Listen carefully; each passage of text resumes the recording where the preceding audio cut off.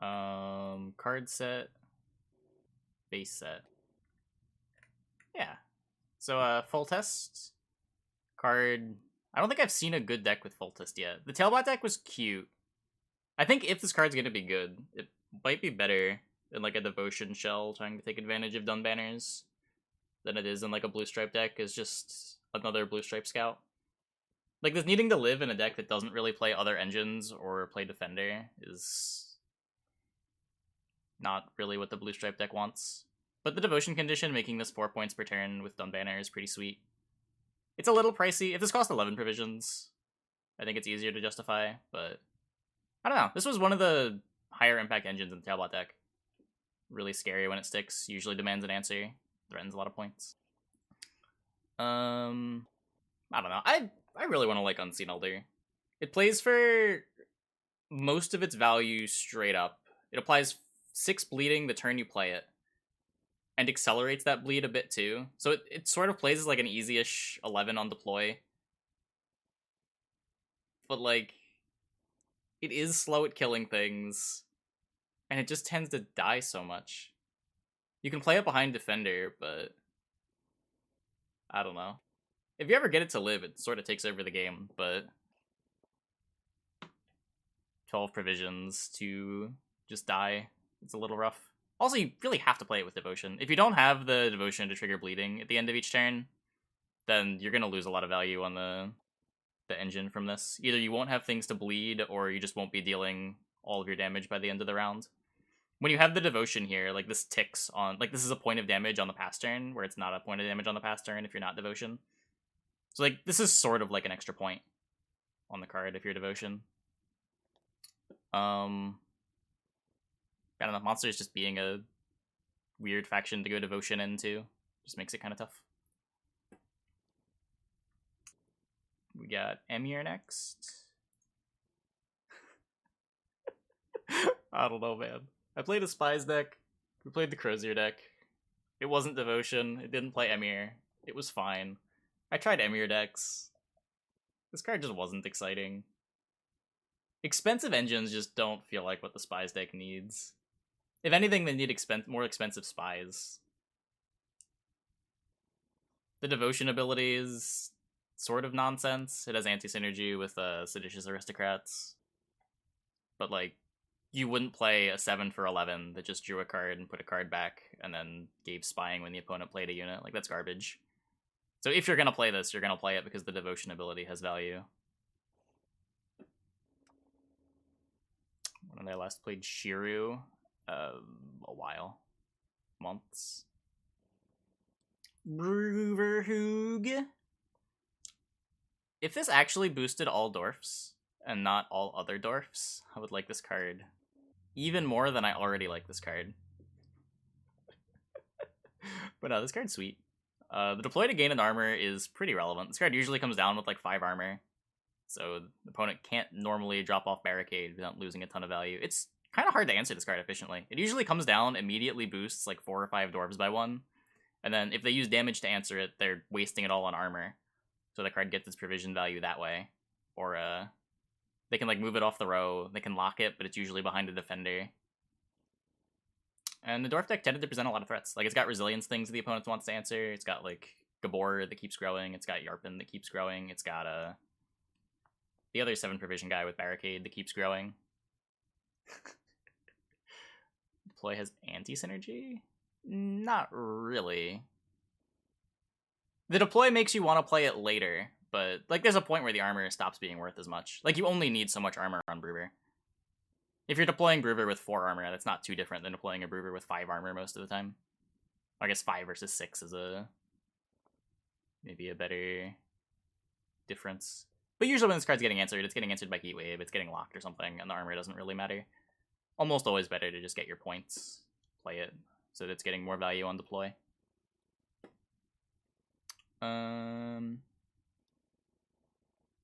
Ice. This card's got a ton of text. Why does this card have so much text? Veteran, Bloodthirst, discard, Devotion. This card's definitely clunkier than it was given credit for on patch day. It's another card in the Skellige deck that doesn't really want to be played until round 3, but it's like even worse because you want to play it with your leader too. It's not like you just miss out on a few veteran points. It just doesn't do much if you're not using your leader at the same time. So while you can usually ice to represent a ton of reach and get ahead, you're usually getting card advantage in round 3 at the cost of your leader when you're getting ahead that way. Now, this card's still a boatload of points and really, really scary. But there is a cost to putting it in your deck. It's not like just play Ice, just play Blaze of Glory, throw in a Greatsword, throw in a Yitta, and you're done.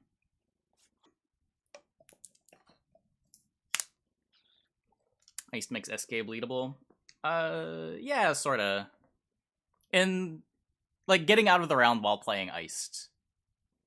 Like, you're not really too opeable as SK, but you can get resources out, and you can maybe go a card down and still have a plan in round 3, if you can force stuff out. Yeah, even more bleedable, sure. That Iced SK would be a middling... Well, SK kind of is a middling faction right now, according to the stats, so... There's that. I think, let me see. If we... take a... That is the wrong capture... Where are we? This one. Like, if we look at the stats from the season so far, granted, it's still really early in the season. There's been 18,000 games played in the top 100. Syndicate is obviously ahead. We got NR at the bottom, and the rest of the factions just sort of middling around at 55-ish% win rate. Similarly true at the top. We got NR and ST at the bottom here, but again, the sample size is even lower. But like, SK is not ahead of the pack by any means.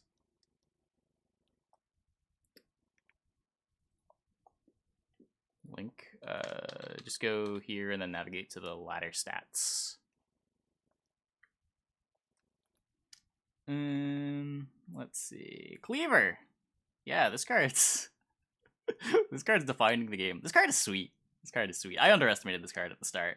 I didn't think that there was enough toys for the Crown Splitter deck, but between all of the little buffs, like putting Dip in the Pontar to 4p, Shakedown to 4p, and the insane Tunnel Drill buff, this card just sort of does everything that this deck wants a card to do. It benefits from crimes, so you're still rewarded for playing a ton of crimes. It actually gets you a Crown Splitter pocket, which is something that previously only Justice could do, and it gives you a spender, so you have something to do with all the little bits of profit that you get from Shakedown and Dip in the Pontar. This is like 3 big problems the deck had that are all solved in one card. It used to be that, like, when you tried to build a crimes deck like this, you would either play it with as little generation as possible so you could get by with Bloody Good Fun as your only spender, or you would have this weird deck that doesn't play enough Intimidate engines and doesn't get enough value from all the crimes that you're trying to play. But now with Cleaver, I don't know, you've got a dude with a very good Intimidate tag that can be up to Intimidate 3.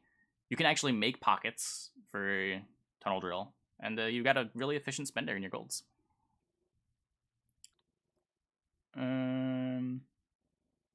Croc. Current favorite Syndicate deck? I don't know. I've only played the Crimes deck this season. Was Congregate Crimes because of that? Yeah, I'm talking about specifically the one that was trying to be more Crown Splitter focused. But yeah, this one just like opens up a whole new archetype for Crimes. Deploy, give 2 armor to 3 pirate ships in your hand. Whenever you play a pirate or ship next to Croc, damage it and the lowest enemy unit by each other's power. I think this card's like better than people give it credit for, but unfortunately the archetype that it supports just isn't there. This ability here gives you like good answers to things like Indraga Larva, Thrive units, random engines in round 1. And it does get value on deploy too. If you're able to take advantage of this armor in ways other than Croc, this sort of just deploys as a 13 for 10. Now, the only good ways for pirates to take advantage of this armor is stuff like Dim and Longship, stuff like Terror of the Seas. Aside from that, you're relying on Croc mostly to get value out of the armor, but I don't know. This card has the makings of a good card. Queen Meve. The end of your turn, lower the counter by 1, counter 3. When the counter reaches 0, boost all allied units by 1. The biggest problem that I have with Meve is not only that she has to live for a few turns to get value, but if she dies, you also wasted some boost somewhere to give this inspired. So instead of trading even with Heatwave, you're trading down with Heatwave. Because not only do you lose the Meve, you lose whatever you did to inspire the Meve. And there's a bunch of other little things that make the card worse too. Like 3 turns is a little bit awkward. You can't play it for tempo in round 2. And our Swarm overall getting worse after the Scytheman nerf indirectly made this card worse. This is the only real reward for swarming on multiple rows. But when it goes off, you get Bone Talisman on a 7-point body for 10 provisions, which is pretty good. Pretty good. I don't know. Card wasn't bad when we played it in the Tailbot deck. But it needs... Like, you need to be playing other engines so that this isn't the only removal target. I'd put it in the same category as Croc, as like better than people give it credit for, but it has some pretty miserable dynamics to it. Eldain, this card's nuts. Single-handedly putting Unitless ST back on the map. And by putting Unitless ST back on the map, I mean creating a new Unitless deck that is somehow even more annoying to play against. This is like a 50-point finisher if you manage to save Eldain plus Verno for round 3 with Verno pings. I don't know if a Unitless deck has ever had a finisher this big. Now, granted, the deck's pretty bleedable. If you're able to beat them round 1, or if you're able to force out the Eldain or the Verno in round 1, it's not as big of a deal. You are able to compete with this deck on points sometimes, but you got some super binary matchups around this card. But very powerful, very good. One of the best cards released for sure. Dettlaff. Spawning Blood Moon on Emir for 1 turn. Increase the duration by 1 for every adjacent vampire. Order, damage enemy unit bleeding by 1. Death blow, spawn an Ekimara on this row. Cooldown 1. Everything about this card made me think that it was going to be pretty good. It deploys for its provision value, because you can just put it between 2 vampires, you get 3 turns of Blood Moon, you pay 10 provisions, you still have an engine with 6 power left over that deals at least 1 a turn and can get up to 3 if you're death blowing for Ekimaras. Or the thing that was going to die dies, you get a 3. Yeah. Yeah. The order here is basically spawn an Ekimara instead of dealing a damage. The individual player gets for no, there's no way to get that data. Unfortunately, you like randomly lose value on this order sometimes. Like you just don't have something to damage, or like the only thing that is bleeding has armor, and there's nothing good to hit. The engine value was even clunkier than I thought it would be. And it's sort of just like a worse way to put Blood Moon on the board than Crimson Curse. To where I just wasn't a huge fan of this card. Like the 2 vampires requirement means you can't play it really early in the round, which is when you would normally want to play your damage unit. You gotta wait until, like, even a Dragolarva doesn't make it live. You have to play like your Nekirat and then your Bruxa and then it's live. It's really good in round 1. That was the one time when, the one situation where I really liked Dettlaff, is being able to go like Nekirat, Bruxa, Dettlaff. And that usually just won the round on the spot, sometimes winning on even if you're on red coin. But yeah, in round 3, the card's really clunky. It was another engine in a deck that sort of wanted more tempo plays rather than more engines in its golds. Generally a less impactful engine than Unseen Elder when it lives too, so you don't need to line up Deathblow to get good value on it. Horse Junior. We got blown out by this card earlier. We killed our Phantom, ate our Larva. I don't know. I've played enough. My opinion on this card hasn't really changed. I've played enough Nausicaa Sergeants that I don't really want to put cards like this in my deck, especially in gold slots, which I ideally want to play every game. Even if there's no theoretical matchup where this card is always dead, I feel like you're always going to risk going into a short round where you just don't want this in your hand because it's going to play for 5 too often. It's not the type of card that I enjoy playing with. There might be some metagames where it's worth playing, like the Fee could be really relevant. This card's great against monsters, for example. Like it kills Beast, kills Phantom, deals with larvas really efficiently. But, yeah. Q into Skellige, you have a 5-point card in your deck. When it's good, it's good. When it's bad, it's sad.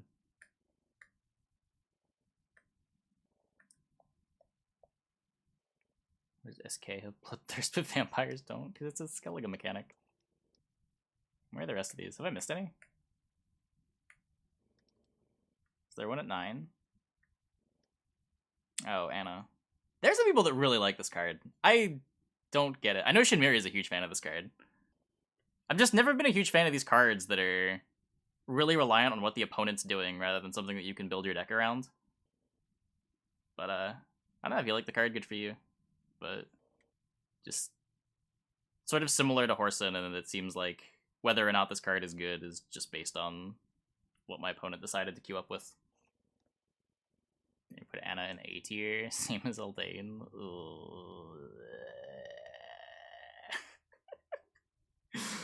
I could never. This card looks very average to me. I don't know. I don't even think that it's all that powerful. I could see the argument that it's a fun card if people like this sort of stuff. But like, it seems kind of high rolly based on matchups and not the type of card that I find fun. And it's excellent. Emir's trash. Emir's trash, but at least he's sort of interesting, right? Like, you can imagine a deck that wants to play Emir because of what he does. Like, Emir could inspire you to build a deck in a different way, where that's not really true with Anna.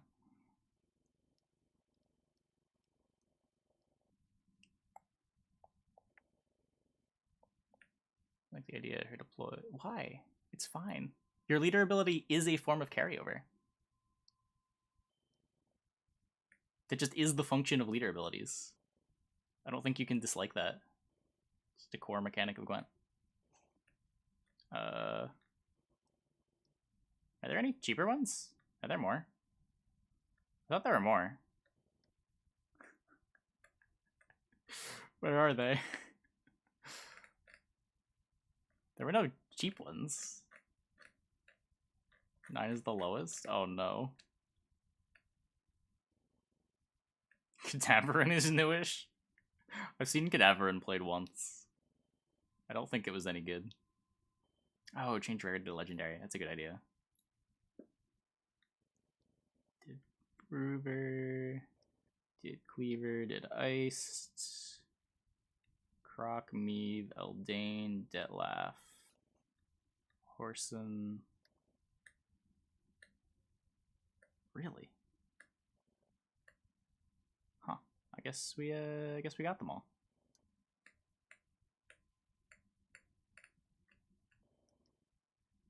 I don't think I ever had issue with Emir clogging my own board. That's not the problem that I had with Emir.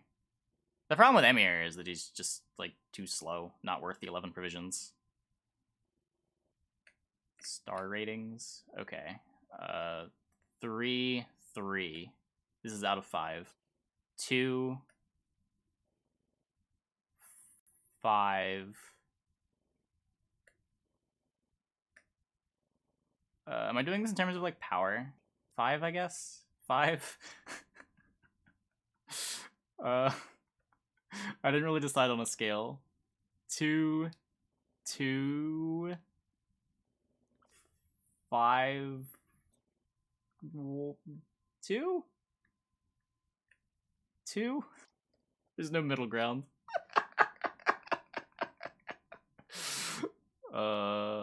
3 for Anna. 3 for Anna. I'll give Anna a solid 3. My favorite design. In hindsight, I think my favorite design was Cleaver. This card just does so much, and it looks like they're 3 independent things, but it all comes together to solve the problems the deck has. I like this design a lot. It just works.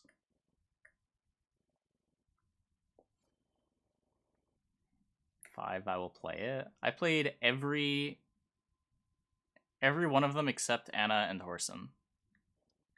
I think. I gave Anna a 3. It's just not my kind of card. Not my cup of tea. Tunnel Drill. Tunnel Drill is also probably a 5. Play Glusty with Emir? That doesn't make sense. You don't... Glusty's better when you eat your opponent's units. The thing, you can use Emir along with, like, Fergus to try to yoink the opponent's engines, right? Like, you can line them up with Impera Enforcers and then yoink them. The Devotion Cease here is just making this worth a few more points. Like, it deploys for 9 while being an engine to give things spying to make your Seditious Aristocrats and Thirsty Dames and Impera Enforcers, whatever spying engines you want to play better.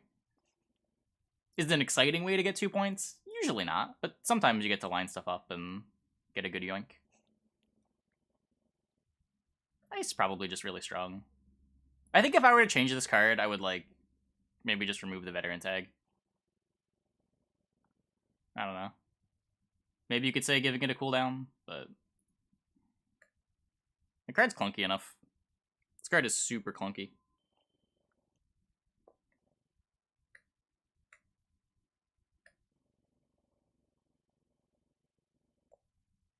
We're not playing with premium versions. I just like the way normal cards look.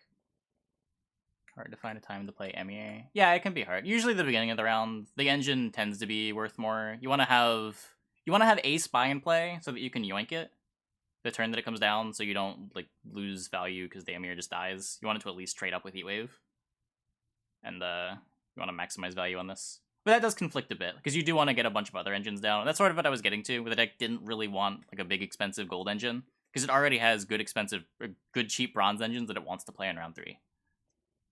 Like, the turn you're playing an Emir is the turn that you're not playing a Thirsty Dame or a Seditious Aristocrat or an Impera Enforcers. And it's just not what the deck needed. Like, everything that Cleaver... Like, they nailed Cleaver's design. Cleaver solves problems that an archetype has. Emir is sort of the opposite, in that it's just, like, a bunch of disjointed effects that don't really work. Now, like, this ability and this ability have a bit of synergy. If you have, like, Impera Enforcers in play, you can... They'll play an engine, you line it up to 1, you yoink it with Emir, and that can be really impactful. But it's just so hard to find a turn to get it down. Ice Devotion to exchange to say first unit. I could see that.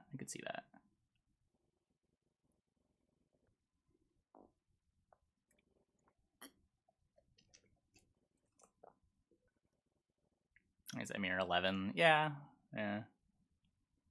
Some of these are costed really aggressively, and some of them are Emir. Like, Elder feels pretty aggressively costed. It's a 2-point per turn engine that comes down for 11. That's kind of crazy, as far as just, like, numbers are concerned.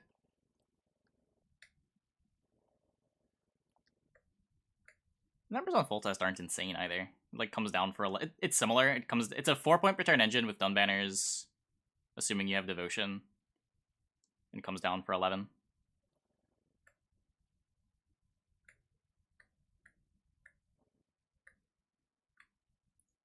River's pretty aggressively costed at 11. Iced is iced. Iced is iced. All these new leader cards cost so many provisions, so not enough for tall removal, and that's why Vi came back. There's also just less tall removal in the meta generally. Vi probably should have saw more play than it did last season. I think at the end of the season, a couple people caught on and played it for qualifiers. The big thing holding it back was really just lockdown. But I guess with... Yeah, I mean, like, Nilfgaard just doesn't play... What are the Nilfgaard decks people are doing well with on ladder right now? It's all ball, right? I'm just not seeing any of it at rank 1. Because Nilfgaard's play rate on per rank isn't that low. 15%, 18% in the top 20.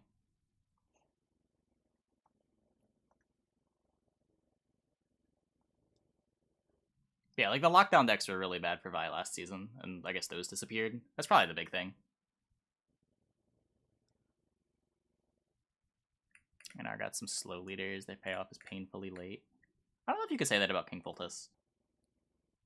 I did... This deck was actually kind of cool. I don't know about the Meve in it, but the idea of playing Foltest with just dun banners and not going down the Pavetta route and just playing Foltest as a big engine. It might be a little too expensive, but it does win around.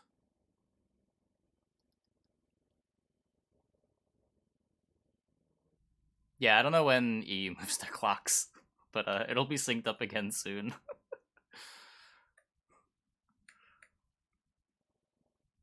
Triple ball. Yeah, ball's doomed now. You busted if Horson Jr. had devotion, damage any unit by 6. Probably. I think they don't want things with bodies dealing a ton of damage. It's just too easy to trade up with things. Where, like, here they made it unreliable, so it's not, like, a guaranteed trade up. But, like, 6 damage is a pretty big breakpoint against, especially, like, monsters. Killing Beast and Phantom. Trying to think what other factions the 6 damage breakpoint really matters for. Tunnel Drill, yeah. Yeah. At least Tunnel Drill spends coins, right? That was the argument for why Elwold was so expensive for so long. Because having a body and dealing damage was something that is inherently strong. I mean, Hjalmar's body is smaller than Whoreson's body. You also can't just jam Hjalmar in round 1. There is a condition to it as well. The same idea why, what is it, Vincent got nerfed to 3 power. Just want to keep the bodies that deal large amounts of damage or represent removal on the smaller side.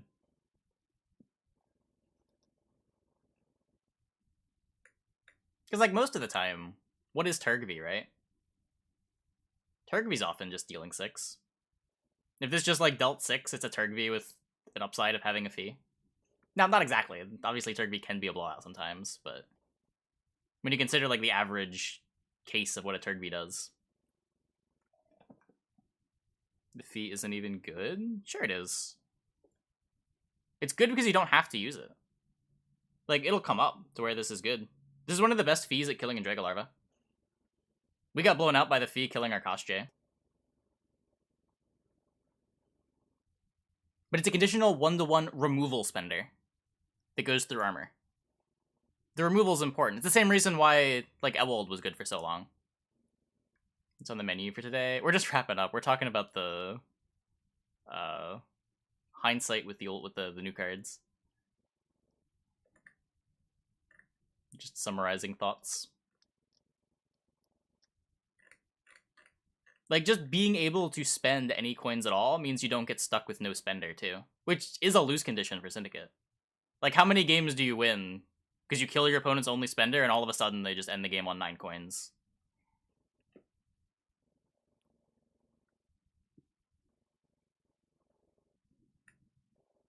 How can they improve Emir?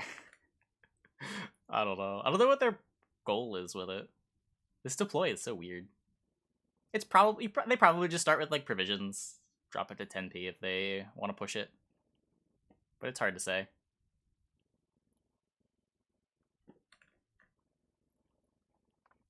Just play all in Nilfgaard Snowdrop. Yeah, but like Nilfgaard Snowdrop doesn't have synergy with the rest of what this is trying to do. Yeah, but the draw cards aren't spy cards. And the other half of Emir is trying to be a spy card. Where like the first part of the ability doesn't do anything with spies, but wants to be played with, like, Snowdrop weird stuff. The second part is just pure spies. Emir's deploy is lore-friendly? Is that what it... Maybe it's just lore. Give spies to all existing units. I don't know, if, like, the deploy was just, like, give a unit spying. It's kind of boring, but I feel like it fits at least the archetypes that it's trying to go in better. Synergy with Invo? Yeah, sorta. A lot of the time you don't want to draw the card that you Invo, though. Plus, like, then you're playing the Emir late. You'd normally want to play your Emir early. At least place it on top for a Fawn. Yeah. Putting it on the bottom makes it a better card to play in the early rounds, but it's an 11 provision card, so you're probably not trying to play it in the early rounds. Yeah, exactly. That's why it's kind of boring, Linux.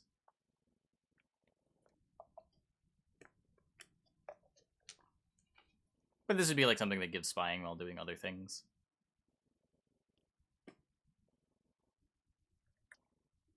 This lore is Eldain. Wait, did Eldain exist in beta? I thought this was Thornbreaker. Yeah, you might be an early homecoming, sure. Yeah, the leader transform traps. Beta spies broken in homecoming. Yeah, I don't know. It's a very it's a very beta deck with a lot of beta mechanics. They have Silver Spy for one, but the game was so different that it's hard to just drop anything from back then in. Look at Emir and look at Iced. Look at the point difference and they cost the same. Yeah. Looking at Iced with anything, though, and comparing it on points. Like, you don't even have to look at new cards. You can look at any 11 provision card in the game. Where a lot of the thing that makes this, like, somewhat okay is the clunkiness of it all. That it compounds the weaknesses of the Warriors decks. I don't know, what if Iced secretly isn't a Warriors card? What if the correct deck just... I guess you have to be Devotion. Yeah, I don't know. Devotion prices you into Warriors.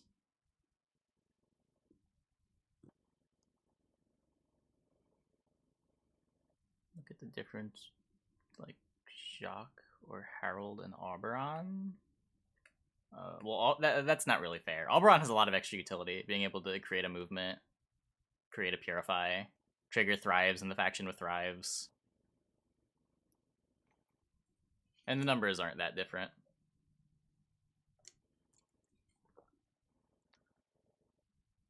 This is a point slam card, and Emir is an engine. But the thing is, you can have Emir tick for all of its engine value, and it doesn't get as many points as Ice.